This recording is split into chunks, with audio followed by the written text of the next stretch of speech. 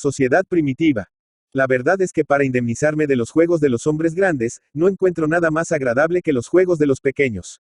Los de los primeros son pesados, nocivos, melancólicos, particularmente la política. Los de los segundos, alegres, expresivos, llenos de profundas enseñanzas. Por eso, cuando paseo en el Parque del Retiro, acostumbro a sentarme en cualquier banco de madera, nunca de piedra, por razones que me reservo, y paso momentos bien gratos contemplando el bullicio de los niños. En este pequeño mundo, como en el otro, existen toda clase de pasiones, desde la envidia rastrera hasta el sublime heroísmo, el amor, los celos, la arrogancia, el valor y el miedo. Pero todas ellas son adorables, encantadoras, porque todas son naturales. La naturaleza no produce cosas feas. Es nuestra infame reflexión quien las introduce en la vida. Luego, aquellas escenas que presencio me transportan a las primeras edades del mundo y a los comienzos de la sociedad humana. Qué santa libertad para anudar y deshacer relaciones. La amistad cordial, el odio franco, la envidia declarada, la vanidad ostensible, el miedo confesado. Es una sociedad primitiva. Es el ser humano independiente y libre, dominador de la existencia y recreándose en ella. Una niña cruzó por delante de mí con paso lento, casi solemne, dirigiendo miradas de atención complaciente a todas partes. Era una preciosa criatura de 6 a 7 años, rubia como una mazorca. Su mamá, sin duda, era aficionada a las flores. Ella las miraba y remiraba, parándose delante de una y de otra, acariciándolas alguna vez con su manecita, tan blanca, tan primorosa, que no desmerecía de ellas. Su mamá era inteligente en jardinería. Pues ella también lo era, y lo demostraba cortando con unas tijeritas las hojas que le sobraban. Y que no estaba ella poco ufana de sus tijeritas, que pendían de una cinta azul de seda sujeta a su cintura. Con qué placer las contemplaba balancearse al compás de su marcha. Qué alegría se pintaba en sus ojos azules al recortar delicadamente con ellas las hojitas que sobraban a las flores. Pero, ¿le sobraban realmente a las flores aquellas hojitas? Es lo que se permitió dudar un guarda de grandes bigotes negros, que le gritó con voz formidable. Niña, cuidado con tocar a las flores, porque te llevaré a la dirección y te encerraré en el calabozo. La niña quedó pálida, yerta. Virgen de Atocha, la dirección, el calabozo. Y no ver más a su mamá, ni a Melita, ni a Chichi. Afortunadamente, llegó corriendo la Pepa, su vieja ama seca, que la zarandeó por un brazo. Angelina, ¿qué es lo que has hecho?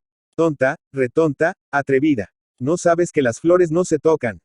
Indudablemente, ni aquel guarda tan feo ni la Pepa sabían una palabra de jardinería, porque su mamá cortaba a menudo las hojas de las flores de la terraza. Se alejó el guarda descontento, se alejó la Pepa descontenta, y ella se quedó descontenta también. Pero no tardó en contentarse. Olvidó instantáneamente su crimen, y deplorando, como es justo, la falta de instrucción agrícola de ciertas personas, prosiguió inspeccionando las últimas plantaciones del municipio, dejando a sus tijeritas inactivas. Un poco más lejos había un grupo de chicos, ninguno de los cuales pasaría de los 10 años, que se ocupaban ardorosamente en inflar un globo de pequeñas dimensiones. Lo habían suspendido a la rama de un árbol, y quemaban papeles que introducían en él hasta que se consumían, y volvían a introducir otros, y así sucesivamente. Qué frivola ocupación, qué niñería. Angelina, desde lo alto de sus facultades estéticas, les dirige una que otra mirada de lástima. Entre aquellos soplaglobos, el que más se fatigaba y el que parecía dirigir la operación, era un niño de robusta complexión, con grandes ojos negros y fieros, cabellos negros también que le caían en rizos sobre su frente sudorosa, y vestido con traje marinero. Por sus ademanes imperiosos, por sus miradas terribles, por su gravedad, era un déspota oriental en miniatura. Los demás le obedecían sin replicar. Angelina, siempre inspeccionando sus flores, acertó a pasar cerca de ellos. Uno la miró con el rabillo del ojo, sonrió y dijo algunas palabras al oído del que tenía más cerca, que también sonrió y habló al oído del de más ala. Todos suspenden sus trabajos y contemplan sonrientes a la pequeña hada del jardín. Es decir, todos, no, el caudillo de la tribu le clava una mirada altiva, e inmediatamente la apartó para continuar su tarea.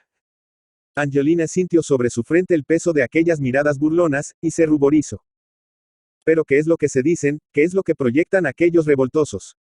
Angelina no lo sabe, pero observa que se hablan sin dejar de mirarla, y adivina que se urde una trama contra su persona. Echa una mirada inquieta en torno suyo, y advierte con espanto que la Pepa se halla muy lejos y distraída en conversación con otras domésticas.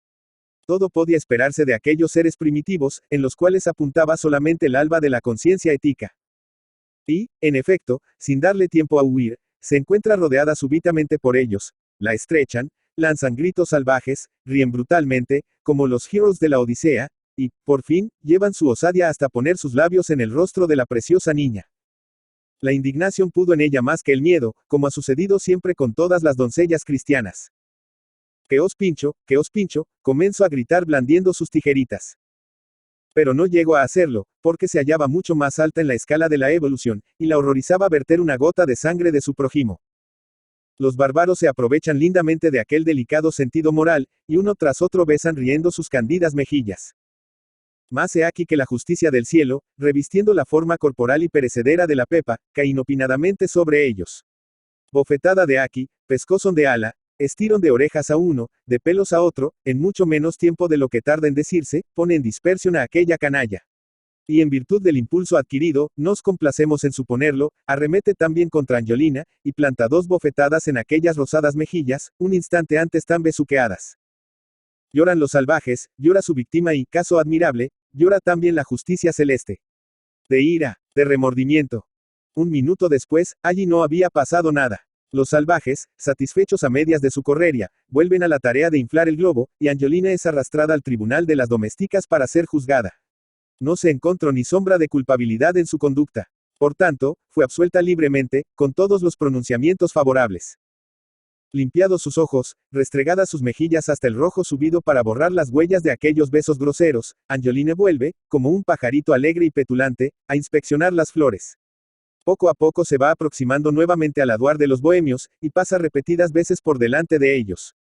Oh coquetería femenina, que ya estalla en un corazoncito de 7 años, exclamarán ustedes filosóficamente. Eso pensé yo, naturalmente, pero pronto me convencí de que infería una ofensa a la simpática niña. Lo que la empujaba otra vez hacia el terreno de la tribu no era la coquetería, sino un vivo sentimiento de justicia.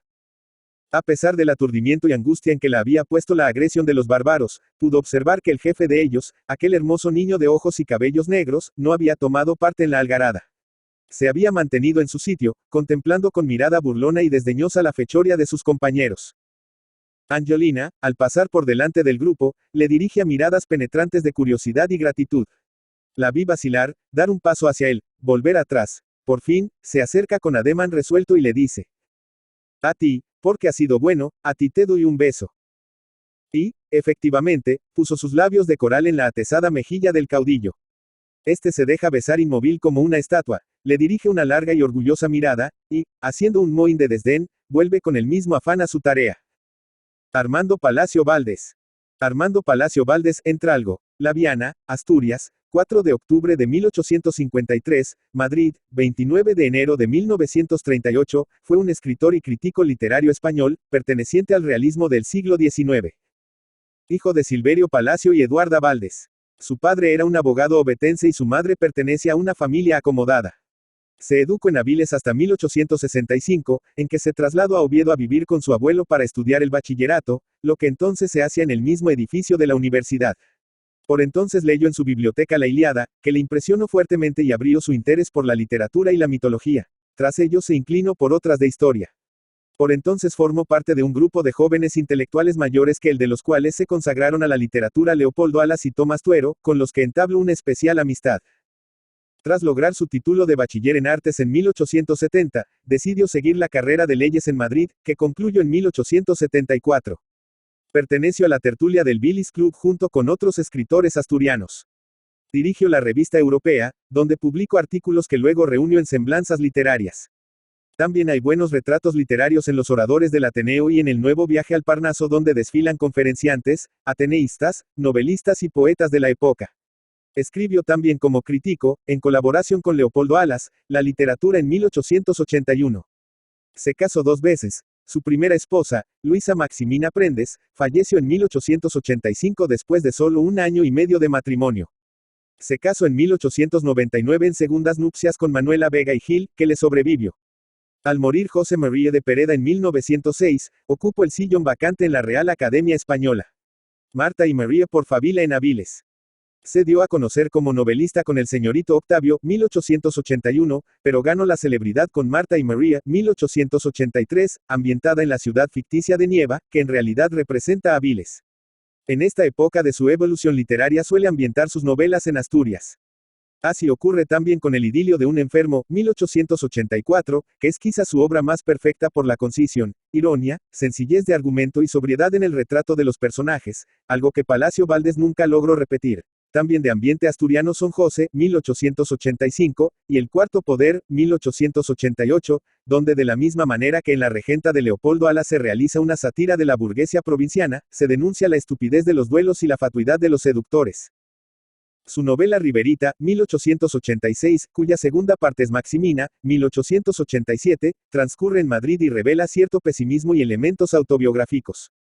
Por otra parte, la obra más famosa de Armando Palacio Valdés, La hermana San Sulpicio, 1889, transcurre en tierras andaluzas, cuyas costumbres muestra mientras narra los amores entre una monja que logra salir del convento y un médico gallego que al fin se casa con la religiosa vuelta al siglo. La espuma, 1891, es una novela que intenta describir la alta sociedad madrileña. La fe, 1892, como su propio título indica, trata el tema religioso, y en El maestrante, 1893, se acerca a uno de los grandes temas de la novela del realismo, el adulterio, de nuevo en ambiente asturiano. Andalucía surge de nuevo en Los majos de Cádiz, 1896, y las costumbres valencianas en La alegría del capitán Ribot, 1899. Entre todas sus obras, Palacio Valdés prefiere a Tristano el pesimismo, 1906, cuyo protagonista encarna el tipo humano que fracasa por el negativo concepto que tiene de la humanidad. La aldea perdida, 1903, es como una égloga novelada acerca de la industria minera y quiere ser una demostración de que el progreso industrial causa grandes daños morales. El narrador se distancia demasiado de su tema añorando con una retórica güera y declamatoria una Arcadia perdida y retratando rústicos como heroes homéricos y otorgando nombres de dioses clásicos aldeanos. Es una manera sumamente superficial de tratar la industrialización de Asturias. A Palacio Valdés se le daba mejor la descripción de la ciudad que de la vida rural. Los papeles del Dr. Angelico, 1911, es una recopilación de cuentos, pensamientos filosóficos y relatos inconexos, aunque muy interesantes. En Años de Juventud del Dr. Angelico, 1918, cuenta la dispersa historia de un médico, casas de huéspedes, amores con la mujer de un general, etc. Es autobiográfica la novela de un novelista, 1921, pero además se trata de una de sus obras maestras, con episodios donde hace gala de una gran ironía y un formidable sentido del humor. Otras novelas suyas son La hija de Natalia, 1924, Santa Rogelia, 1926, Los Cármenes de Granada, 1927, y Sinfonía Pastoral, 1931. Hizo dos colecciones más de cuentos en El pájaro en la nieve y otros cuentos, 1925, y Cuentos escogidos, 1923. Recogió algunos artículos de prensa breves en Aguas Fuertes, 1884. Sobre la política femenina escribió el ensayo histórico El gobierno de las mujeres, 1931, y sobre la Primera Guerra Mundial en La guerra injusta, donde se declara aliadófilo y se muestra muy cercano a la generación del 98 en su ataque contra el atraso y la injusticia social de la España de principios del siglo XX. En 1929 publicó su testamento literario, en el que expone numerosos puntos de vista sobre filosofía, estética, sociedad, etc., con recuerdos y anécdotas de la vida literaria en la época que conoció. Durante la Guerra Civil lo encontramos en Madrid pasando frío, hambre, enfermo. Los hermanos Álvarez Quintero lo atendían con los escasos víveres que podían reunir. Palacio Valdés, el amable, el otrora célebre y celebrado, vanidosillo y fecundo escritor, moría en el olvido, sin ayuda, el año 1938. Póstumo es el álbum de un viejo, 1940, que es la segunda parte de la novela de un novelista y que lleva un prólogo del autor a una colección de 50 artículos. Sus obras completas fueron editadas por Aguilar en Madrid en 1935, su epistolario con Clarín en 1941. Armando Palacio Valdés es un gran creador de tipos femeninos y es diestro en la pintura costumbrista. Sabe también bosquejar personajes secundarios. Al contrario que otros autores, concede al humor un papel importante en su obra. Su obra ha sido muy traducida, especialmente al inglés, e igualmente apreciada fuera de España.